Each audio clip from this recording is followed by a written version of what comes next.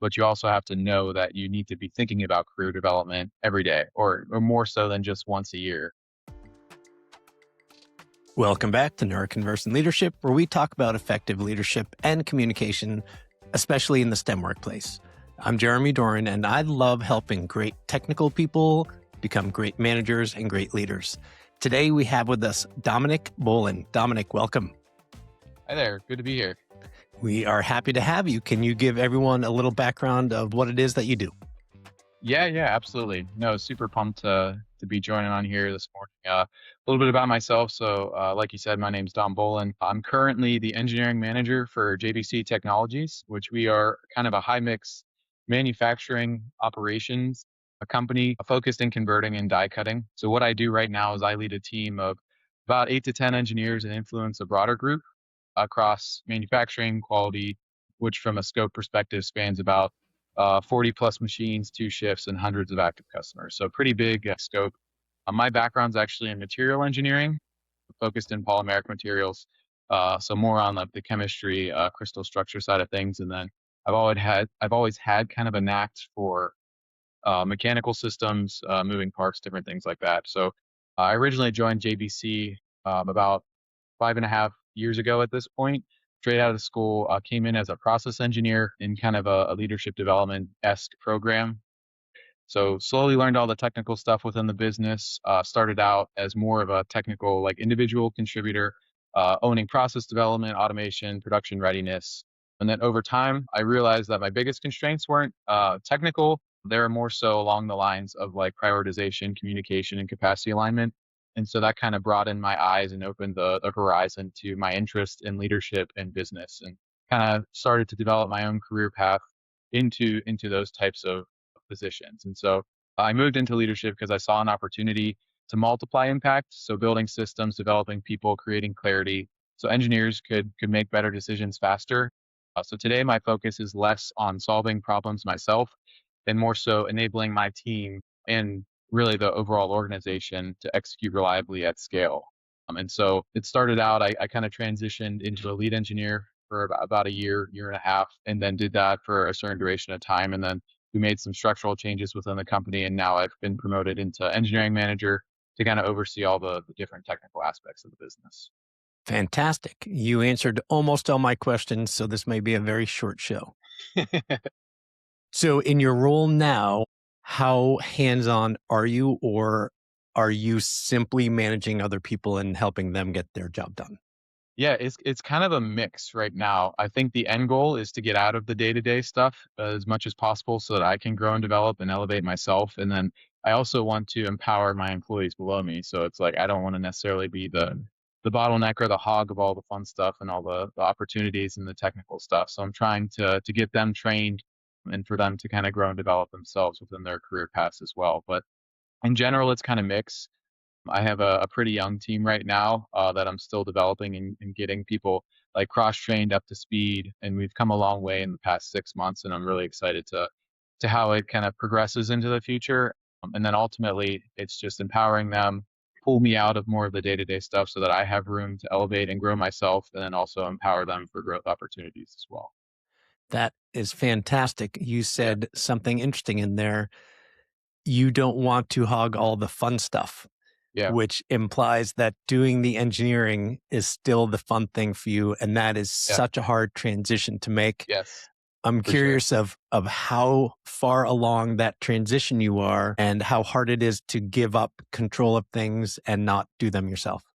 Yeah, no, it's definitely hard. That's been the hardest part of managing, especially like technical individuals and just like a technical organization. Because that's kind of my background. That's what I'm good at. And that's kind of what I see. And so as like a leader, you always it's kind of you know, or I know myself that that's not where I want to go into the future. And so I kind of see it's tricky to kind of step back for a second, delegate all of the more technical stuff, even though it may be faster or more efficient for me to just do it, but that's not scalable. And that's not empowering my team. So it's like, even though it's hard and it may be a little bit more work in the long run, it kind of pays off for where everyone wants to go within the organization. So that's definitely been one of the toughest challenges when it comes to progressing into a leadership role is starting to be okay with maybe things taking a little bit longer than just doing it myself, but it's really taking the time to develop people and develop the training right so that maybe I don't have to be as involved or have much oversight in the future when similar concepts come up. I love it. You talked about something I talk about often. Hmm. It's not necessarily faster the first time you delegate, Yeah, but you have to look at it as not spent time, but invested time because absolutely. it may take longer. It may take twice as long the first time, but Yeah. over the long run, if they can pick it up, then it ends up saving you a ton of time. Hmm. But the thing I talk about delegation to everyone I coach as a new manager.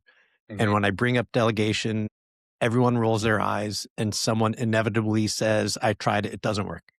And the thing that gets them to eventually embrace it is realizing it's not about your own time saving, it's about empowering the team and growing them. Yeah. No, totally.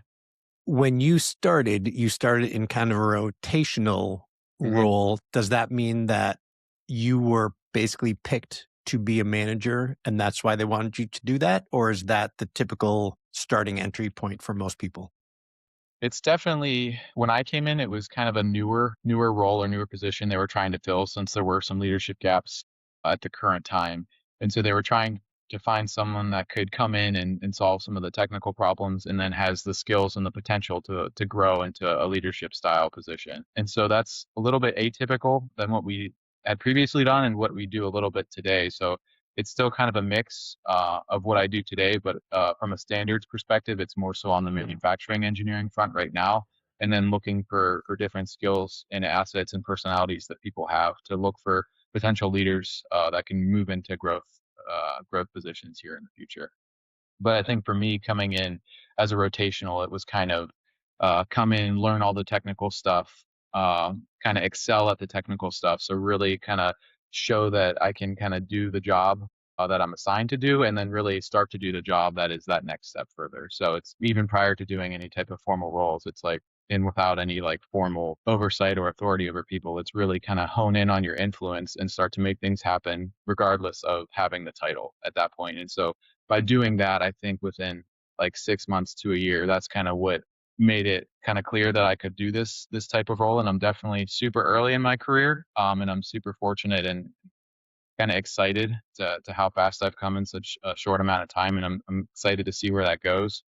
But it was a grind at the beginning. It was definitely not for lack of effort or just consciousness of the things that I was doing and how I was doing it.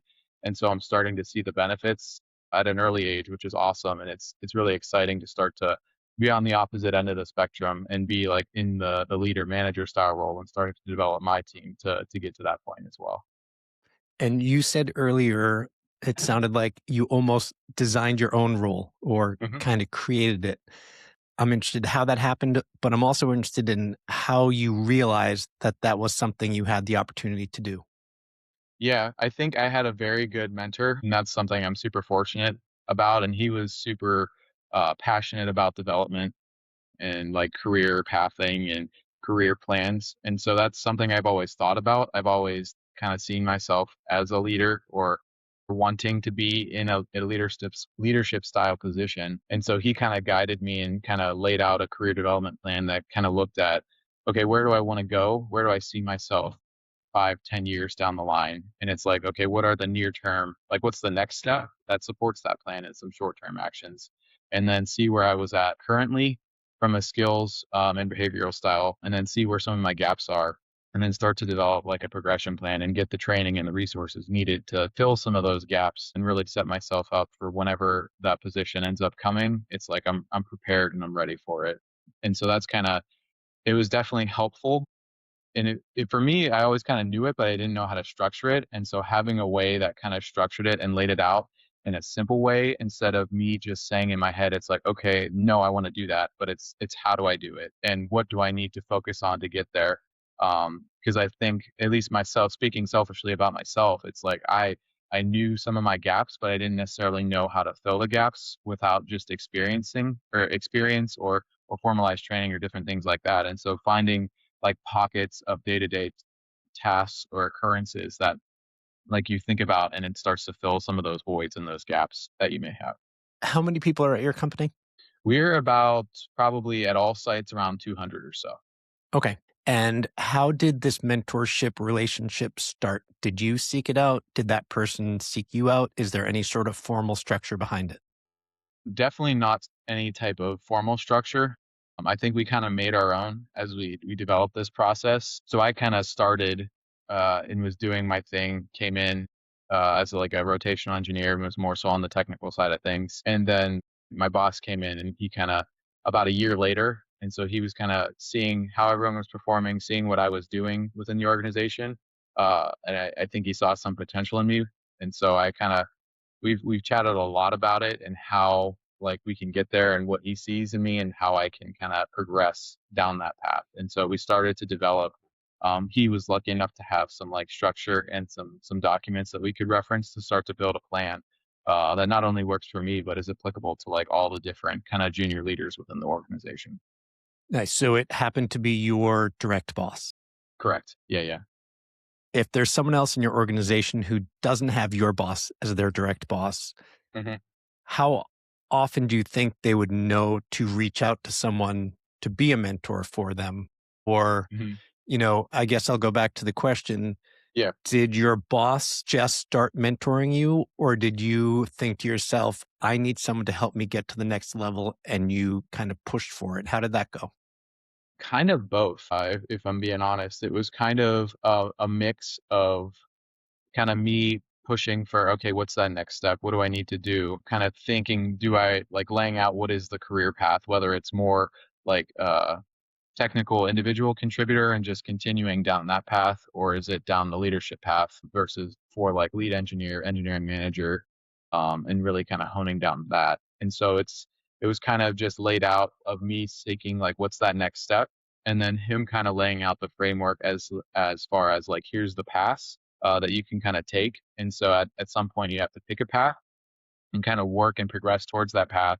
But you also have to know that you need to be thinking about career development every day, or more so than just once a year, because it is kind of a fluid thing. And as you start to get more experience and more opportunities and start to connect the dots more, some of what you think you want may not be actually aligned with where you want to be like 5 years from now. So that's what I think he kind of opened my eyes as some people like say they want to be a leader, say they want to be a manager just because they think that they get paid more, and that's not the mentality you should have if you want to go into leadership, because it's like there's a lot of aspects to the leadership style, or the leadership job, I would say, that is more tailored around like people and talking with people, mentoring people. And so with technical people it's kind of a mix. Sometimes it's kind of an obscurity to be a people person and also be a technical person. And so you also need to think about like you don't want to just set yourself up to be in a manager or leadership style role if dealing with the people is kind of a drag to you, or you don't get any type of energy, or you don't get like a high from dealing with people or solving people, developing people. Because if that's not the case, then maybe you shouldn't be looking at down a leadership path. If you get that same type of energy rush from solving a problem, or dealing with like more of the technical things, then it starts to make sense for going down like the upper tier individual contributor route. And so it's that's kind of what opened my eyes, because it was kind of eye opening to me. And I just said eyes twice, but it's more so like it was a different way of thinking about it. It's like, yeah, like the money's one thing, but you also like you need to like your job, and you don't want to be put into a position where you're just going to be miserable, regardless of you're a leader or just an individual contributor. So you also have to think about that stuff when you're starting to develop these career development plans. For a relatively small company, the fact that you had both paths is pretty impressive because Yeah, normally people move into a management role because that's the thing that you can do to move yeah. up. So I'm curious, how did it come about in your company that Mhm. you could see there were two different paths to take? Because it is unusual at a Yeah. company that size. Yeah, so we had within the engineering organization, we kind of have it tailored and organized for different responsibilities at different skill levels and different experience levels. So there's kind of more basic, like process engineers. and then more heavy like R&D level engineering, and that's kind of tailored for the people with more experience on like the higher level and capable machines. And so that's what I kind of got into those types of machines like within 12, 12 months or so starting. So I was kind of thrown to the wolves and shown that I could do it. And so I was working hand in hand with some of our like senior manufacturing engineers. And so in my mind, I'm like, okay, this is a route you can go down. So you can start to progress and just get more and more involved with more of the R&D projects, more of the critical pieces of machinery, doing more kind of collaboration with customers, more front end focused, kind of design for manufacturability, like sales style roles, stuff like that. So that's something that kind of existed, and we had some senior manufacturing engineers, and kind of I was working with them early on, and so I kind of got a glimpse of that to see like that as a potential career path. And then we kind of saw a need for kind of an interim leader within the organization as well. So at the time we were very busy, lots of new projects, things going on, different capacity constraints within the organization. And then my boss was kind of in charge of engineering as well as other operational kind of departments. So at the time, we were doing a lot of quality based work with different like regulatory certifications, different things like that. And so he was kind of heavy focused on quality, and so I was kind of helping with the engineering side, just managing some of the day-to-day stuff. And that's where I think between the two of us, we saw a need for some type of interim between like frontline manager and just day-to-day individual contributor. And so that's kind of when I progressed into the lead engineer role. So I was doing more of like frontline leadership, managing the day-to-day stuff, making sure we're hitting the targets, executing on key tasks, key programs, stuff like that. And then my manager was still doing all of like the performance based reviews, the behavioral style stuff, focusing on that. So I was managing the day-to-day stuff, which freed him up to focus on some of the other priorities for the business. Was able to do that successfully. And then also kind of in that lead engineer role, I started to develop kind of my skills as a leader, my like style and some of the tactics. I got to test some different tactics, got some like preliminary leadership training to help deal with like resolution, dealing with different personalities, know how to manage your team, stuff like that. And I kind of got some hands-on exposure to that and was able to apply it and then slowly start to trickle in the performance-based stuff. So performance reviews, performance management, how to have counseling sessions, the whole pay system, different things like that. So I kind of got hands in to start with handling the day-to-day stuff and then started adding on and tacking on some of the more managerial type tasks and then kind of transition into that when it kind of made sense for the business. Love it. So, two questions. Yeah. One, you talked about conflict resolution. Yeah. I'm curious of how that went in the beginning because it's something that people are terrified of, and how Yes. you develop skills there. Yeah, conflict's definitely a tricky subject, especially in manufacturing, where sometimes it can be a little bit tricky, and there's always like finger pointing at times and passive aggressiveness. And so it's kind of in my mind, I try to separate intent from impact. And so it's like in manufacturing, like there's always going to be pressure, there's always going to be conflicts, there's always going to be some divide between sales, operations, engineering, manufacturing, quality. And so it's really just trying to be empathetic with people, try to understand their perspective, and then try to collaborate instead of like confront people. And because we're all kind of shooting for the same outcomes. And so you start to break it down into different things like that is where I see the most success and really try to understand people. So like we're all trying to hit delivery, we're all trying to hit quality and safety. And so we need to start to make like the trade-offs explicit for within the different organizations, help people understand why decisions are being made and how it's evaluated, which if you do that, you typically start to see alignment. Even when it's not ideal for everyone, people can usually compromise and understand like why something's happening, even if it may not be favorable for them. So it's really Yeah. just taking an empathetic approach, really trying to understand like their point of view and try to compromise is how I try to manage conflict, at least between engineering and different aspects of the organization. Manufacturing is a perfect example because to make a new product, you need sales and marketing, you need Yeah. design, you need manufacture, you need service, customer service. And so getting them all aligned, like you were just talking about, is a challenge. And then the additional challenge is they all tend to have different ways of thinking, not only Yep. different goals, but I've said this example before. Sometimes networking, people ask me what I do, and I say, I help engineers talk to humans. And they Yeah. always know what I mean. And then Yep. they tell me a story. And my favorite story is he's like, yeah, there are 5 of us in the marketing department. When someone has to talk to an engineer, we draw straws, and the short straw has to do it. So, in addition to navigating conflicting priorities, how do you navigate the different thinking and communication styles? Yeah, it's just understanding people's tendencies and then their personalities. It's a spectrum, right? So I did some training on different personalities and how to communicate effectively with different people, and I think that was kind of eye opening to me.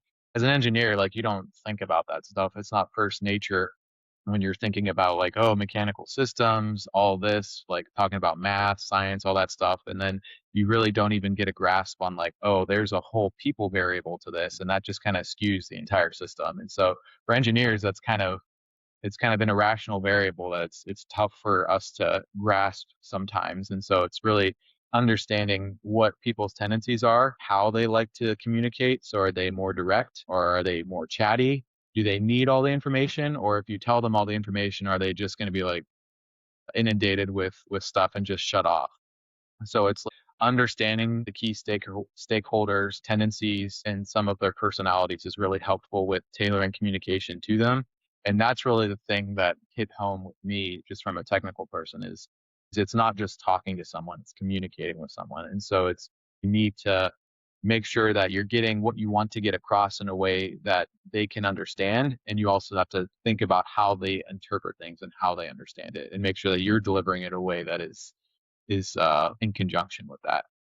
Where did you learn this? Was there a particular profile that you used or took, or what? No, so I have some experience with the DISC personality things. We also do a lot with the culture index here at JBC. We use that a lot to just gauge people's personalities, especially for like interviewing and onboarding. It helps Great. us kind of see where people are at. And then in one of my leadership classes, we did a reading with the book called Surrounded by Idiots, which is a funny title, but it's actually a really good book. That kind of it's all of these kind of personality, different methodologies and different topics all boil down to like the same thing with the four quadrants and the four colors or four personalities, whatever you want to call them.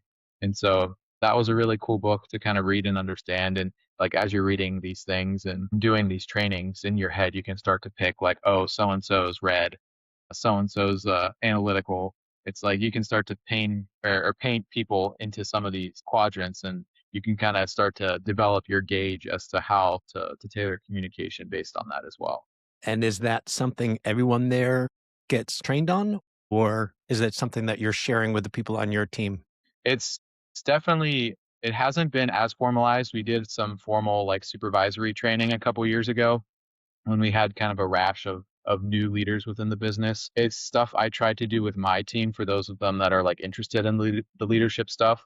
So giving them homework or things to work on while they're out of work, and then while they're in work, really try to apply that type of knowledge. And so I think as we grow within the business and start to develop more leaders, it's starting to get more formal leadership training and more documentation to kind of set up the people here for success as best we can. Love it. And you said that basically have them do homework when they're out of work. And I Yeah. will tell you, when I do personality profile assessments for people, we talk about work and how to use it at work. And then almost every time someone will come back the following week and say, my spouse wants to thank you because it's helped their home life so much. I'm sad that we're going to need to start wrapping up. Before we do, can you share with people how they could learn more about you and or reach out? Yeah, yeah. So I have a LinkedIn profile, so you can feel free to see my LinkedIn profile. That has a little bit more about me and then about JBC. So if you're ever interested in learning a little bit about what we do, how we do it, I always recommend you can obviously find that on LinkedIn. And then if you just Google JBC Technologies, we have a pretty good website for a die cutter and converter our size. So it kind of does a good job depicting what we do, how we do it, and where we set ourselves up different from some of our competitors. Wonderful. And it turns out you're not only leaders in the engineering and technical aspect.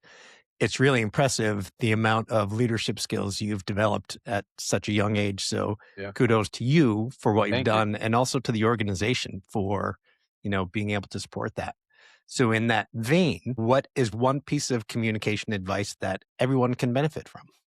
I think just keep it simple. Keep it simple, keep it credible, keep it grounded. Always be transparent and structured and set clear expectations, especially when you're giving context, and really just learn to trust the people within your organization. That's kind of the hardest part from a technical person moving into leadership. And then just start to build consistency within your team and start to rely and build on like predictable decision making within the team. And that's going to help them grow. And then it's ultimately going to help you grow as well. Perfect. That is great advice for all of us. Dominic, thank Yep. you so much for joining us. Thank you. Thanks for listening. If today's conversation resonated with you, share this episode with one person on your team who might benefit from it. And if you're leading a technical team and want to explore how these communication principles could work in your organization, visit www.neuroconversantleadership.com to learn more. And there you can reach out to schedule an appointment. I'd be happy to talk through what might be going on in your world. See you next week.